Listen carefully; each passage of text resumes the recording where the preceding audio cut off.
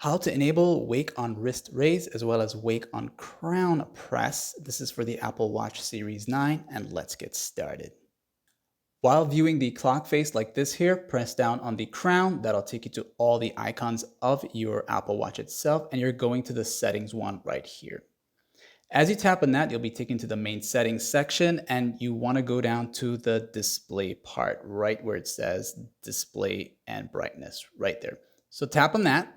And from here now, you want to go down some more and keep going down until you see the wake section here, right there. So having it set to wake on wrist raise every time your watch is on your wrist and you haven't moved it for a while and it enters into the lock screen mode, that you wake up your watch by raising it like this here and then pressing up on the crown, which is the button here, it will wake it up. So for example, now it's like this here, and I do this, it's gonna wake it up. Notice how it waked up my screen, okay?